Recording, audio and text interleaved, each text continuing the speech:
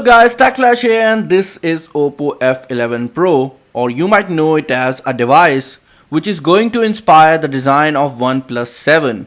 Now Oppo has been making quite some innovative devices for quite some time. Now taking a quick look at the OnePlus history, we can clearly see that OnePlus has been taking design cues from Oppo for quite some time now. In fact, OnePlus devices are quite reminiscent of the design we see in Oppo R series devices, and this time around Oppo has launched their mid-range device called the Oppo F11 Pro, which we are going to unbox here to get a better idea about OnePlus 7's design. Now taking a closer look at the device and the box of the device, we can clearly see that it comes in a 6GB and 128GB variant. Now the internals of this device are not close to what we are going to get with OnePlus 7, because this is a mid-range device and OnePlus 7 is surely going to be a beast. Taking a look at back, it has a 48 megapixel sensor, VOOC 3.0, which is a charging technology, and Oppo is pioneering quite fast charging technology these days.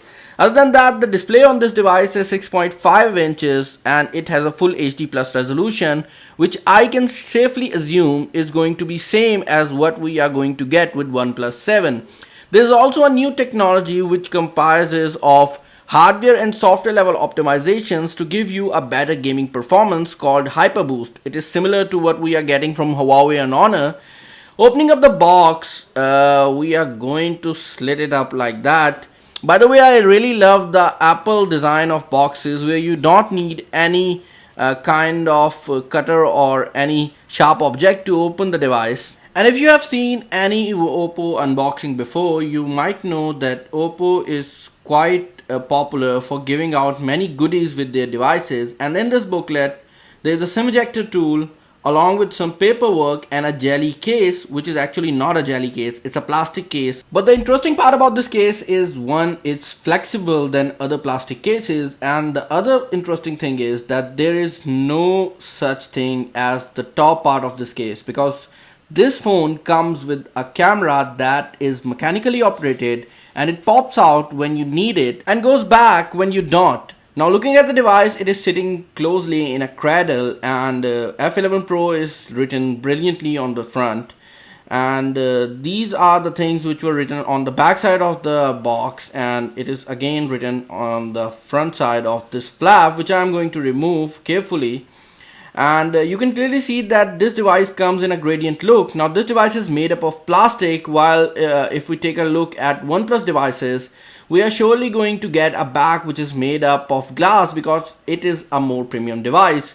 Also, you can clearly see that the fingerprint scanner is on the back of this device, while with the OnePlus we are quite expecting that the fingerprint scanner should be included inside the screen. So you can see that this is a device which is going to inspire OnePlus design, but OnePlus 7 is not going to be an exact copy of this device. Also, I want to make it clear here that Oppo devices are generally sold because of their design, and Oppo places quite some premium on the features they include before any other market leader in their mid-range segment. Most of the time a new technology comes out and Oppo is the first one to include it in the mid-range segment. However, they are charging quite some premium for that.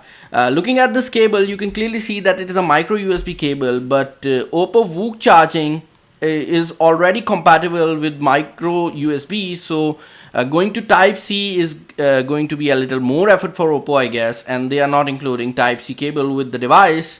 Talking about the charger, this charger is a 40-watt charger, and the VOOC 3.0 technology is actually more about the software optimization things and less about the actual hardware, because before VOOC 3.0 we have already seen devices with 40-watt chargers. So the only difference between VOOC 2.0 and 3.0 is going to be the software optimization, and I guess it is going to limit the heat of the device so that your device does not get heated up while it's charging.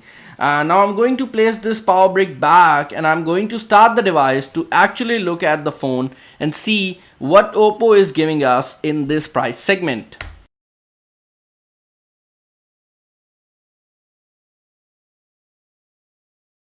Okay, so while I was setting up this device, there was this biometric scan, and the fingerprint scanner on the back of this device is quite fast actually. But you also get a Face ID support in this device. Now this Face ID is nowhere near to what you get with iPhones, because that is 3D facial recognition, while in this device the Face ID is actually only using the front camera. I'm going to set up the Face ID so we can see how fast it is. And usually Oppo has quite good track record when it comes to Face ID, because it is the same technology which we are seeing with OnePlus 6T.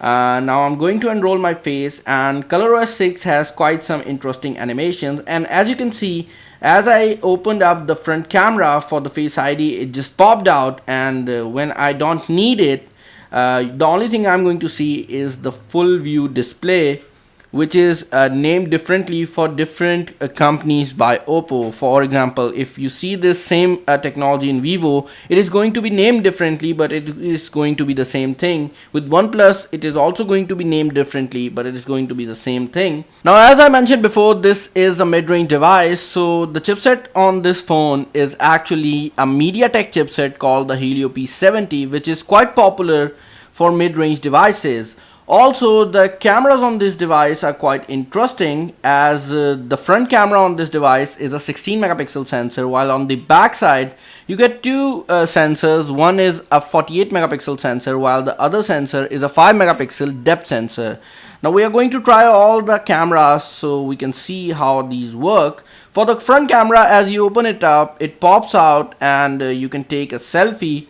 Now Oppo tends to make your images a bit brighter than they actually are. Now one thing that seriously disappoints me is the fact that the back cameras are not doing anything else, because if you add a single back camera, it is pretty much the same thing as adding the dual cameras, because the focal lengths of both these cameras are same, and the 5 megapixel secondary camera is only used as a depth sensor. Other than that, I am generally liking the overall design of this device, and I pretty much feel that this is going to be the device which is going to come as OnePlus 7 pretty soon enough. Now do let me know how do you feel about this device and in general about our videos, and if there is any kind of suggestions, do let me know in the comment section below, and I will see you in the next one.